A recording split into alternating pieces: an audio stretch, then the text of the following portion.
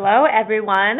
Welcome and welcome back to the second session of our very first Google Masterclass Series. Bob is going to talk to us about websites and Google and what Google looks at on your website for search results and voice results. I see many of you stayed from the first session, but I also see a lot of new names. So I'm going to quickly introduce Surefire and who we are. We're located in Northern Virginia, and our marketing automation platform helps businesses drive visibility through all channels on the web so that they can continue to grow with ease. And our mission with all these webinars, and especially today's webinar, is to educate contractors on a number of topics that can help you succeed and in turn help the industry grow.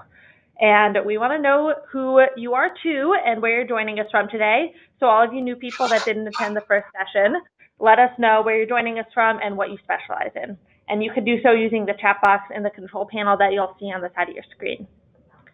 And then a few quick reminders. You will get a recording of the entire Google Masterclass series next week. So we're sending that out on Monday. Please be sure to check your spam folders, your promotion folders in case it lands there. And please feel free to ask us any questions throughout the presentation, make comments, or let us know how we're doing by using that chat box. Because you're on the webinar with us right now, you are qualified for a $50 Google ad credit. And as Shashi mentioned in the first session, there are some terms and conditions that do apply for this, but we can definitely walk you through next steps and how to claim that. And you also have a chance to win a Google Home Hub, and we'll be giving that away at the very end of today's talk. So make sure you attend the fourth session if you're interested in that. And like I said before, to claim your Google ad credit, let us know by sending an email to marketing@surefirelocal.com, and our team will reach out to you as soon as possible. So without further ado, I'd like to introduce Bob Sheehan, our SVP of Brand and Customer Advocacy, and he's our in-house, been there, done it marketing expert. So he really knows his stuff. With that, you can take it away, Bob.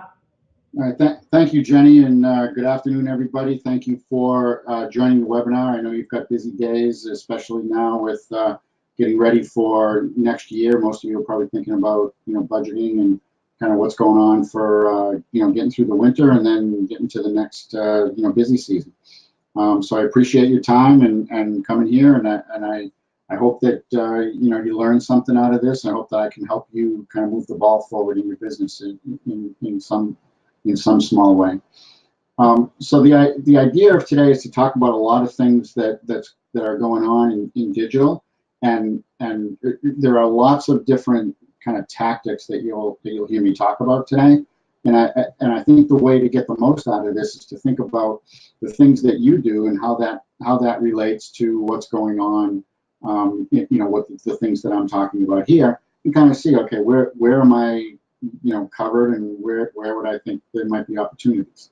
You're going to learn some things that you could or should be doing better to make your digital presence, your online footprint stronger. And so those things are, you might be able to take them back and change some things that you're doing, and again, hopefully, get more out of it. I'd be making notes. I know Jenny said that we're going to send this out, but there's going to be some high points here. You're going to hear some things that you say, oh, that sounds important to me. If you make notes and tackle them one at a time, I think of this as an and business rather than an and/or business. So I get a lot of questions all the time about, should I be doing this or should I be doing that? And generally the answer is yes, right? You should be doing both of them. And when you think about the customer journey, and I'm going to talk about that a little bit, and how customers become customers online, you'll understand why it's and rather than and/or. And if you think about it that way and kind of take notes and look at the things that could add to what you're doing, I think that's the right spirit of how to think about all of this. And then, decide if you need help. Many times people, come to these webinars, they tell me, I'm out traveling a lot, and I hear people, and they come up to me and they say, I learned this on your webinar and I went and did it myself, and that's great. We hope you do that. To the extent that you need help, there's certainly help available. We provide it. There are many other people who provide similar kinds of help.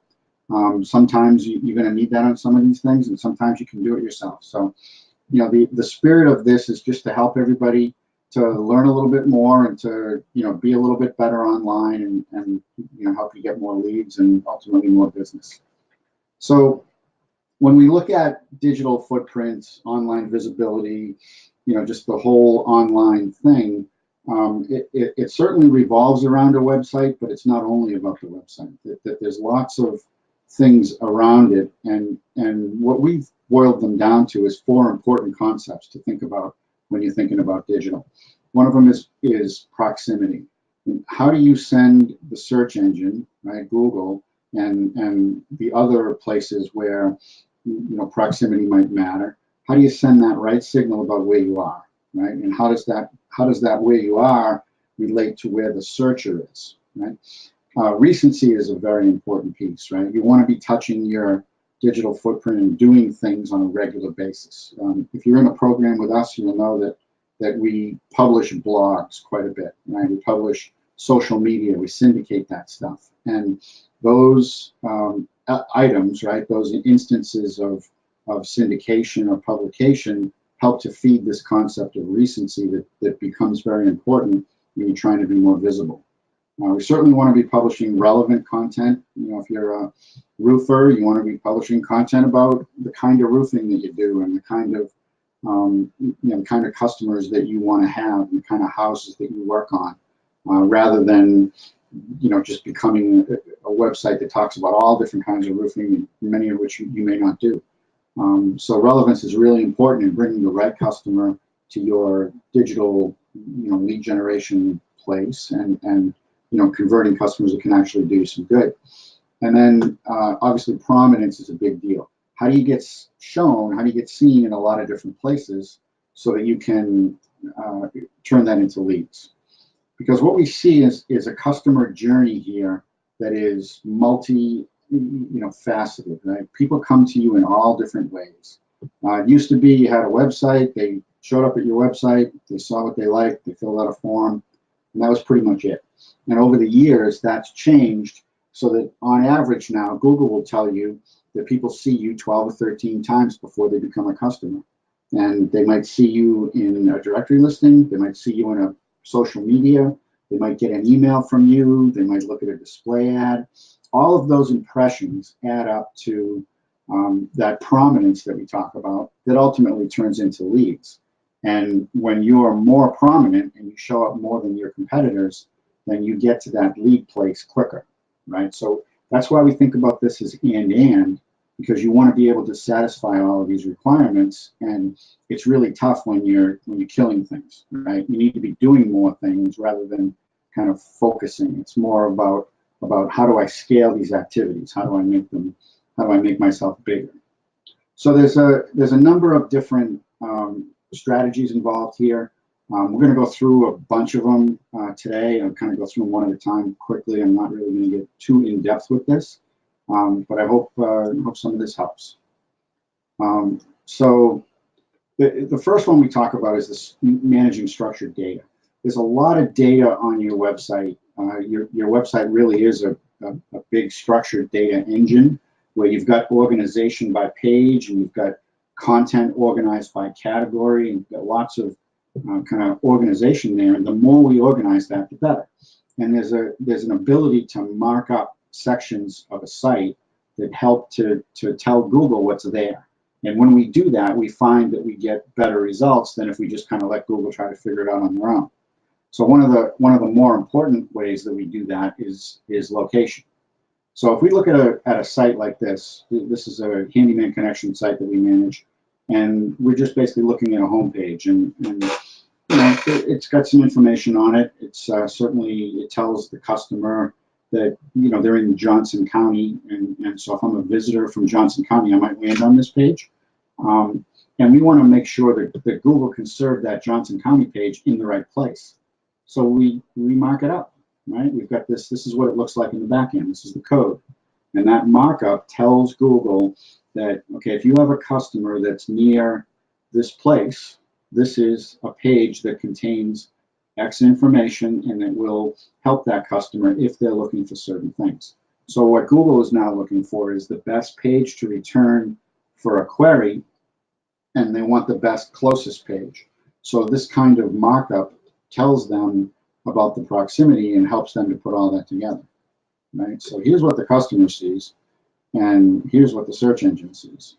And what we try to do is to make it easy for both people, Google's not a person, but both entities to kind of see the right thing so that when it comes time to serve up a page to a customer, that we can get the right page served up to them and ultimately lead to leads. And then we can go into Google Search Console and actually look and make sure that the proximity signal that we tried to put on the website is actually what ended up there.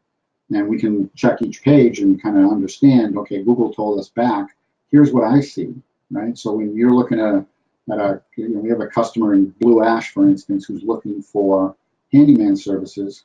This is the page they're going to get served by Google because we've given it that proximity signal. So that's all very important, and it's a way for us to kind of verify what's going on and make sure that we're giving the right instructions. And then there's a thing called looks like there's a problem. Sorry about that. My mouse is a little bit touchy. But we've got this structured data testing tool, which Google also gives us, which allows us to look at all of this markup that we put on these pages and all of the ways that we try to tell Google different things about what's on the page. And that's a way for us to verify, did we get it right? And did we do the right thing, to achieve the goal that we want to? So that's one way that you can really control what's happening on a website and what kinds of visitors you can get, where they are, and satisfy that whole proximity signal. Reviews. If you've been around this business for a while, you've certainly heard about reviews.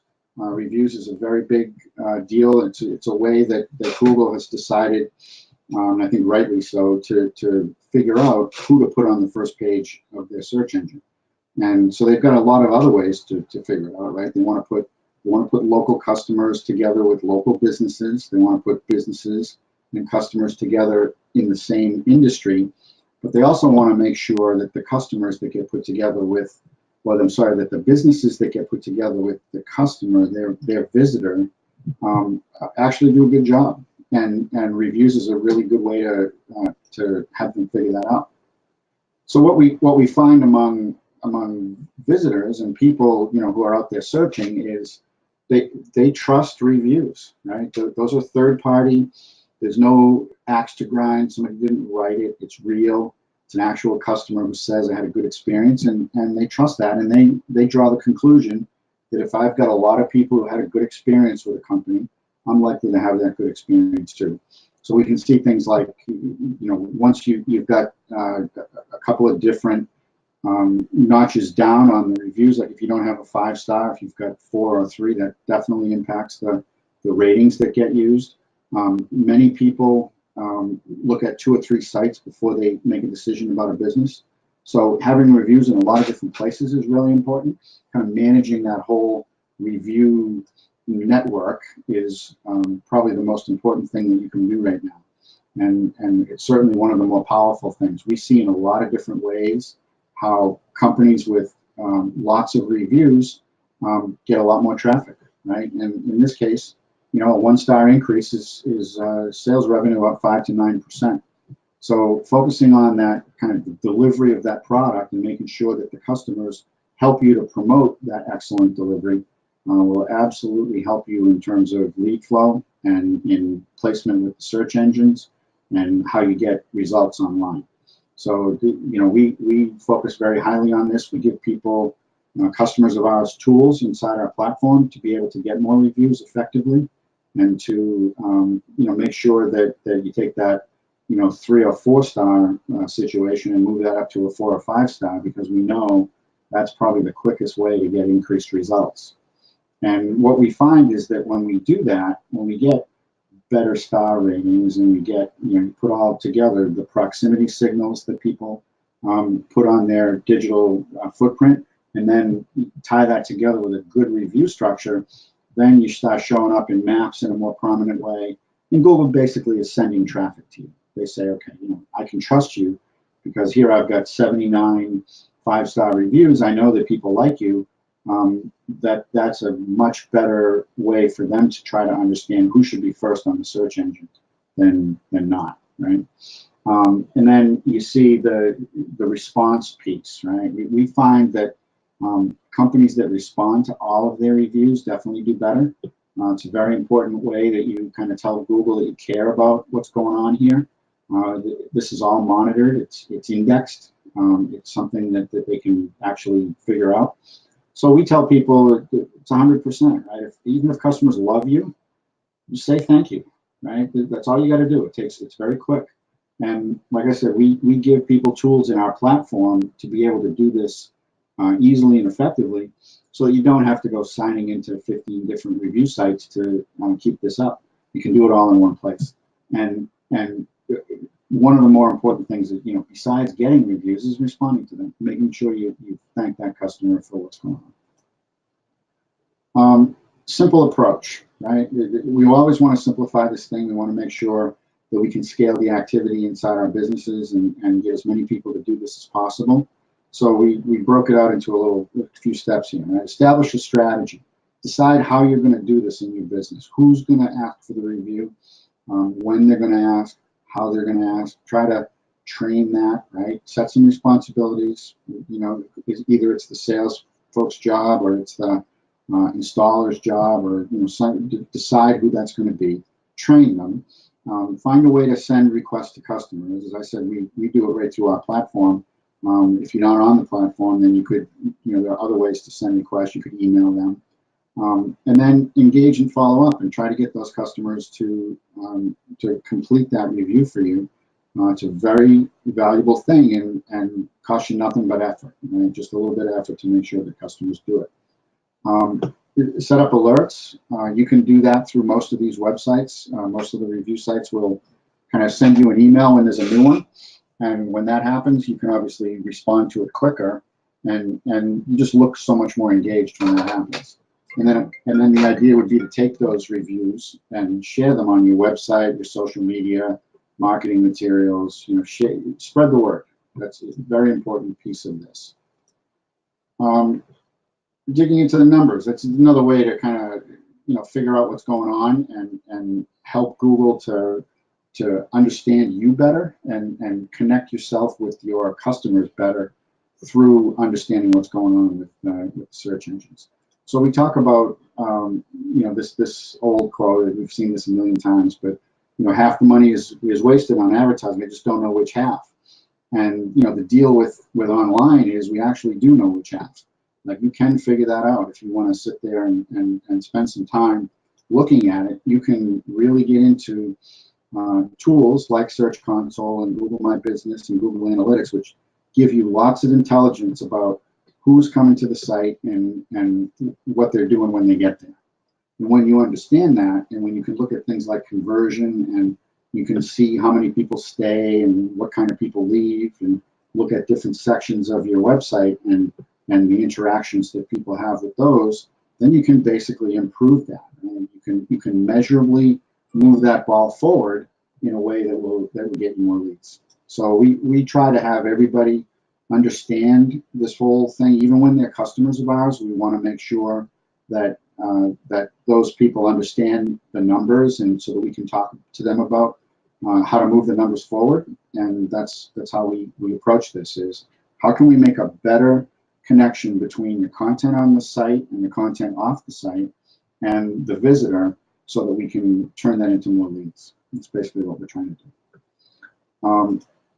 Keywords, right? Different keywords, different regions. We want to focus regionally. We want to focus on businesses that people are in, making sure we understand which keywords are more important than others. And all of that is done through the analytics and Webmaster Tools platform. Those of you who are customers of ours and who maybe have been through a sales presentation with us will know that we focus on WordPress. We always have. Going back to the beginning of the business, we were a WordPress house back in 2009, 2010.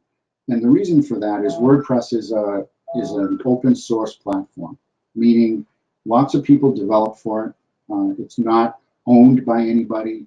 You don't have to buy it. It's free, and you can pretty much use it and develop on it and build on it in an open way, right? So that when you want to improve it, there's lots of ways to do it. And what happens in this business is the technology is always changing, and because of that, you get free upgrades when you do this. Like WordPress just upgrades itself, and you're always kind of up to date, and you're always secure, and you're always kind of new.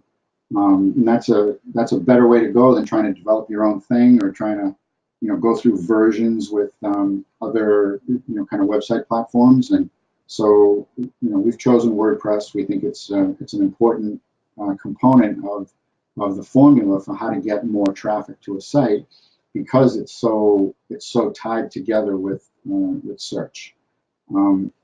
WordPress has a lot of people developing for it. There's a lot of there are some competitors. You can see some of them up here. Mostly though, if you looked at the percentage of these folks in terms of the total, WordPress is about 40% of the internet right now and rising.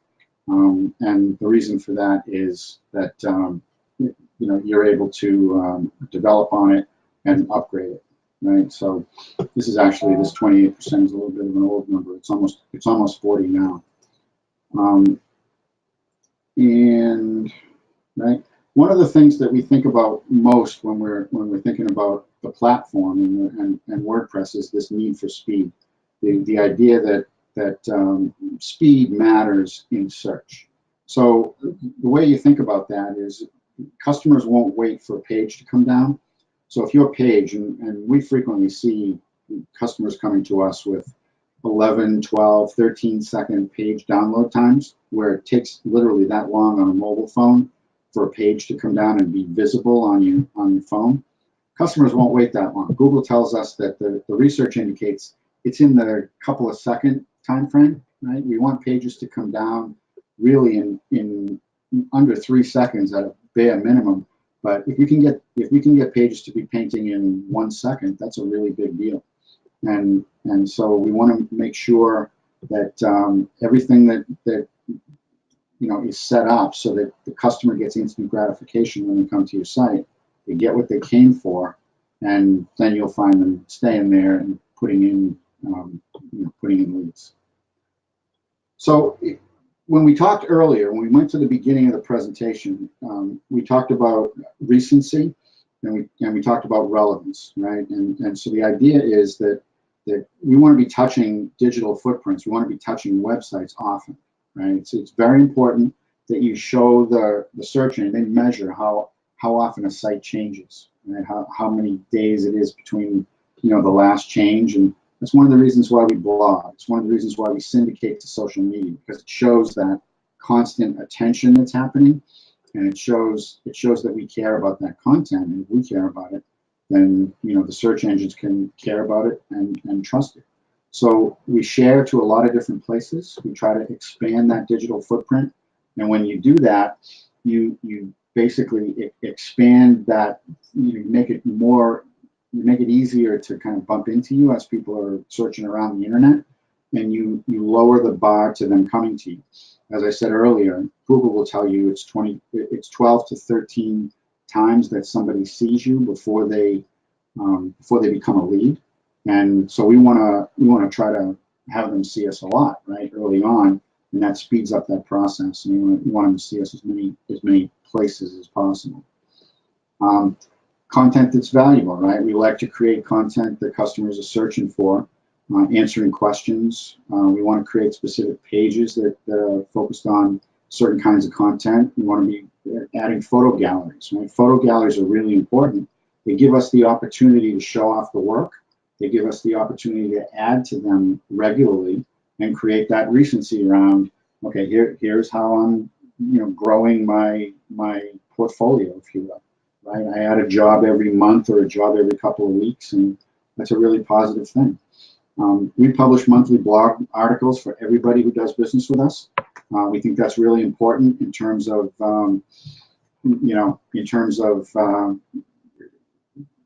hitting that frequency number and growing the digital footprint. And then we obviously update websites with monthly offers. We think that's important too. That's more of a kind of a general marketing thing where you want to always have a fresh offer up there and a reason for somebody to do business with you today. So we focus on that as well. Local activity is a really good way to publish content on sites. It's a really important way to get people to kind of think about doing business with you.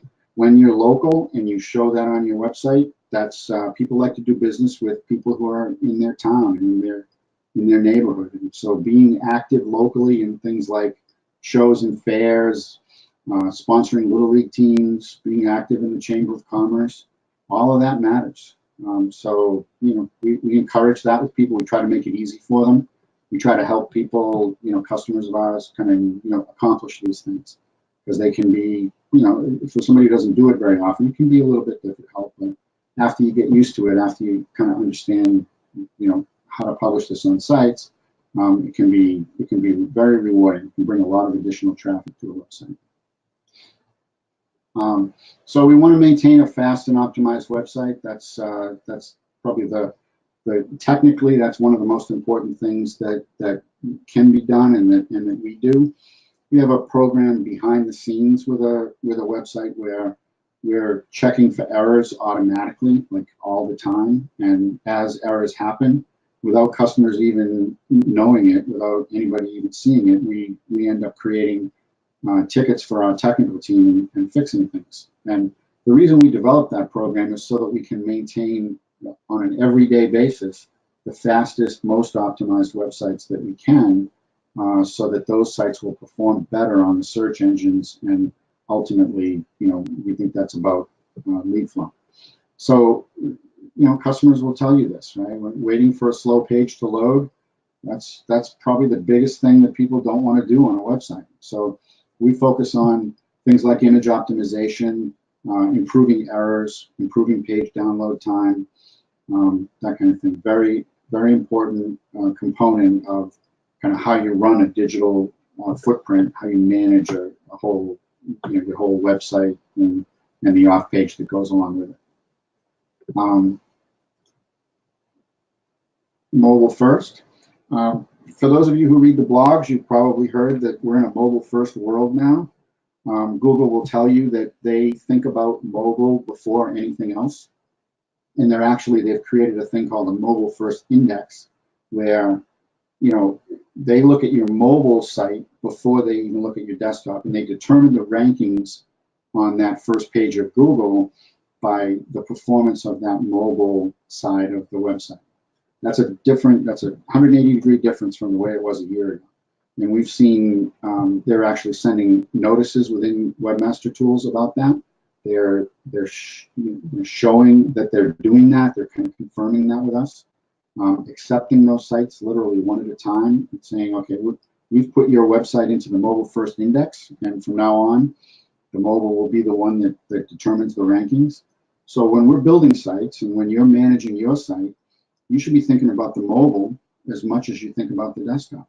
And what does the customer see there, and how easy it is for them to, for instance, click to call, right? How's that button? Where is it? Is the offer prominent, right? Is it easy to navigate? All of those things now, and we're talking about a cell phone, so it becomes more important to think through that process in order to satisfy this whole mobile approach. But that's where it's going. Mobile traffic now is twice what it was a couple of years ago. Everything is headed in that direction, and we see that in the analytics numbers that we look at all the time. And so it's an important component. And if you're managing a digital footprint, if you're managing a website, you need to be thinking about mobile. We've already talked about this, but when a site takes longer than 3 seconds, that's bad. Customers leave. And so we actually shoot for 1 second. There is a mobile-friendly test inside Google, right? This is in Google PageSpeed Insights, where they will measure whether the site is mobile-friendly. And when you look over here on the right, this is an example of a mobile-friendly site, but very prominent phone number, right? The viewport, the whole thing that you see is not taken up by request an estimate. It's there if you want it, but really the most prominent thing is click to call. If I click that phone number, it's going to make that phone call for me, make it easy for me to get there. We tell people immediately what business we're in. We're not overly concerned with images on the first page on mobile. We don't want to take up all that valuable real estate. with just an image of a house. It's really about, what business am I in? How do I get to you? What's the phone number, and how can I easily, become a lead? When we find that when we do that, when we optimize that whole mobile view and get that working right, that's a very big lead, lead generation piece. Right. There's another thing called accelerated mobile pages, which is brand new.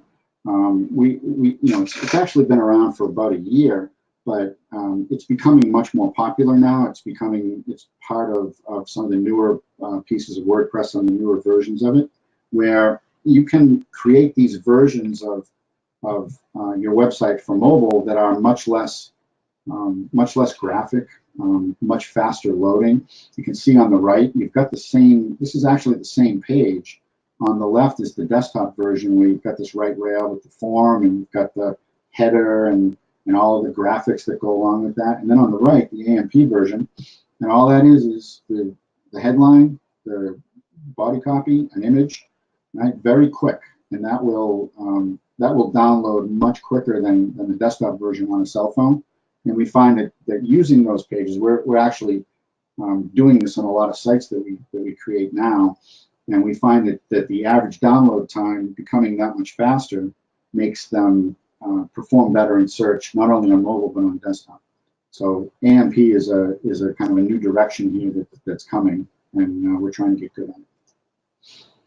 So, and lastly, right, I'm going to just talk about one more thing, which is voice search. We get a lot of questions about this now, and voice search is really the next thing, and it's actually here now. I mean, you heard earlier my Google Assistant jumped in. I must have said something that turned it on, and it talked to me, and you can now talk into a cell phone or talk into a Google Assistant or an Alexa and get an answer from search without ever touching a keyboard, without ever typing anything in. And that's where it's all headed. It's going to become a day when you'll have a cell phone and you don't need a keyboard to do anything. You'll simply talk to your device, and it will give you what you need, all in an instant. And so I get the question, and we all get the question here: how do I get ready for this? How do I make sure that my website is set up for voice search?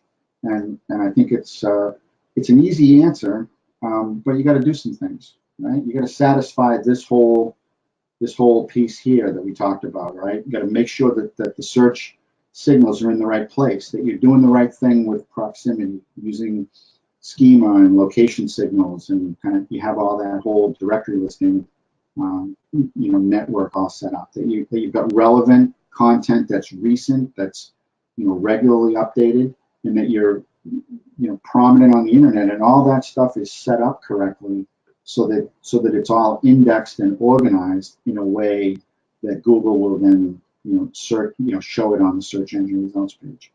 And as you've probably seen this from me before, but the way that the search engine results page is organized right now is the top is all paid, the middle is maps. Maps is very much a site organization and a Google My Business organization thing. Once you set that up right, you can succeed in maps. And then organic is all about how do we organize the content on the site, and how do we write the best content so that we can rise to the top. And when you do that, when you take these different elements of search and become good at them, then you do well in voice search. It's kind of it's all on the same level. So we think about the content side, and then over here we think about the technical side. That it's important that we're keeping the site crawlable, indexable, that the key SEO elements are filled out and managed, that the website performance is right.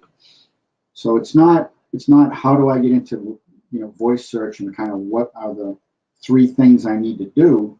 It's kind of like, okay, how do I get my digital footprint in order so that when I do all of these things, I will become visible in search. And so it comes down to the site itself. How do we manage the different elements, the different search elements on the site? How do we manage the Google My Business presence so that we have the right location signals set up, so that in mobile, we're going to be able to show up local for that customer, and manage all of that together with all of the location signals and the content signals that show up on the website. And when you put all that together, not only are you kind of set up for today with mobile first and getting on the first page of Google for the words that matter the most, but you will also be set up for voice search. So that's kind of the big picture and how this all works and how we think about it. So with that, I'll turn it back to Jenny, and I know she has a few things that she wants to talk about as well. Okay, great. Thanks so much, Bob. And that was a really great presentation. And to finish off this session, again, I'm going to talk a little bit about Surefire and our marketing cloud. So everything Bob was talking about and everything our cloud does and everything we help our customers with is all about your online presence and getting that all set up and in order. So we're offering a free consultation of your current online presence, your current marketing, and a free analysis of your website performance. So we opened the poll. It's going to be Tuesday or Thursday next week that we're scheduling calls, or you could select to be emailed and we'll reach out to find a time that fits best into your schedule. We're going to get into question and answers really quickly, but before we do that, I want to let you know during the call, we will tell you how you can claim your $50 Google ad credit. And as Shashi mentioned in the previous session, we will also be giving a Google Chromecast after the meeting. And we'll share with you a handful of recommendations that can help you improve your online presence right away. So really great opportunity to just see how partnering with a digital marketing company can make a huge impact on your marketing efforts and give you the peace of mind knowing that you have an experienced partner there to help you every step of the way.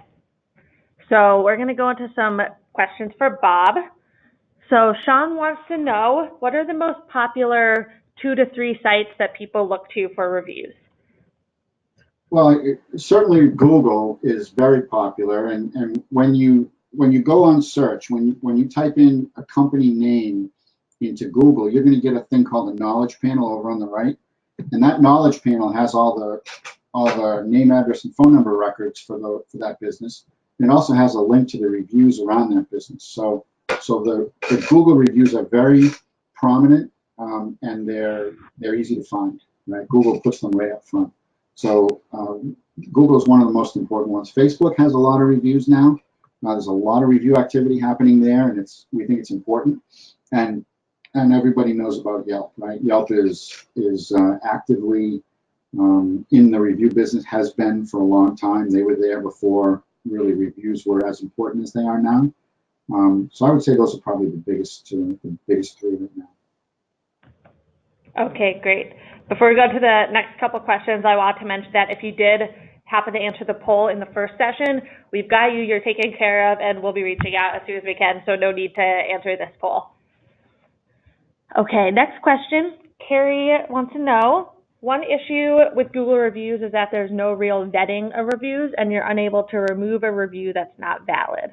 What would you say is the best way to deal with negative reviews that you are 100% sure have come from someone who's not a real client? I respond to them. I tell people to respond to them and actually say that. So one way to word that would be, hello, Mr. Jones. I see that you're saying you had a adverse experience, a bad experience with us, but I don't see you in our database, and I can't show a time when we ever talked to you. I would actually say that on the review so that it's obvious that you don't think you ever talked to this person. And then offer them, a phone number. Hey, look, call me, and we'll work this out. But I don't show that we ever went to your house. I don't show you as a customer. Love to help you, but help me first. Yeah, I definitely agree with that. And I want to add, I've seen this happen before. Don't be defensive when you're responding like that. Try to be as helpful, polite, and nice sounding as possible, because other people are going to see that response too. Exactly. Be very constructive, and I'd love to help you. If you could help me find you, because I don't show you in our database, I'm happy to help. Here's a phone number. Call me anytime. Okay. And Erica asks, do you have a recommendation for a software that makes sharing reviews from Google on social media easy and look good? Google doesn't recommend that you share reviews onto other platforms from them. So you want to share them on your website, and you can. There's a way to do that with, you can link out of a place onto Google and show them that way. But you would not take a Google review and put that on Facebook, for instance. Their terms of service is actually that the review should be left in the place it was generated. And then what they do is they index all of these places. So if you go on this knowledge panel that I was talking about earlier, you'll see that they're actually bringing in Facebook reviews, and they'll bring in guild quality reviews. They'll bring in reviews from lots of different platforms, put them all on the knowledge panel. And that's the kind of the same thing as sharing them across all those places. So they recommend that you just leave them where they are. And so from our standpoint, what that does is it creates a need to create reviews in a lot of different places, right? So we actually, in our platform, when you ask somebody for a review, we give them options. Some people have a Google account, and it's easy for them to sign in and just do that. Some people would prefer to leave it on Facebook or on Instagram or wherever. And so we give them options and let them do that. And then as the company, as you're managing across your whole review structure, you want to be feeding all of those places, kind of and as I've talked about before, right? And I think that'll be a more effective way to do it. Okay, awesome. In the interest of time, we're going to take 2 more questions, and the rest of them we will be able to address personally with a follow-up email. So a couple people want to know actually what's the mobile-friendly test in Google that you mentioned? If you could just say that URL again, and we'll put it in chat so everyone can access it. If you go to Google, I'm gonna do it right here. I know my screen is not showing, but we can show your screen if you'd like. Just let us know when. Yeah, why don't we do that?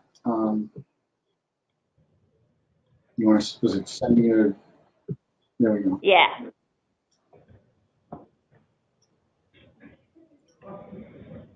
All right, so I just typed in Google mobile friendly test into Google, right? And you see right here, Google Search Console. And if I type a URL into this, it's going to run the test and give me that kind of, am I mobile friendly or not? Okay, perfect. Now, last question we're going to take today, and I promise we will follow up with everyone on your questions, I promise. Tracy wants to know, can you speak to Google now charging for maps embedded on websites? They're charging for maps on websites at very high traffic levels. At an entry level, they're not charging for normal kinds of map traffic. We have some sites that get 7,000, 10,000 map visits a day. Those are going to end up being charged for. Google's trying to monetize that whole thing that they've built, that geo, Google Earth and all of that. I mean, there's been a lot of money put at that, so they're going to try to monetize that. But I think for the local, small business, that's going to be either free or very inexpensive for a long time. I wouldn't worry about that too much. Okay, great. If you can go back to my slide, Steve. I want to thank Bob and thank all of you for joining us for this session. And I want to remind you that I will be talking about Google Ads and local service ads in just about 15 minutes here. So we're going to be starting at the top of the hour. And if you have any more questions that you'd like us to answer about Google on your website, let us know, and we will definitely be following up with you there. So another huge thanks to Bob. You could either stay online on this webinar and just put it in the background until we start up in 15 minutes, or if you want to close out and come back to it, it's going to be the exact same link that you used to sign on to this one. So until 1 o'clock, I will talk to you then. Thanks, everybody.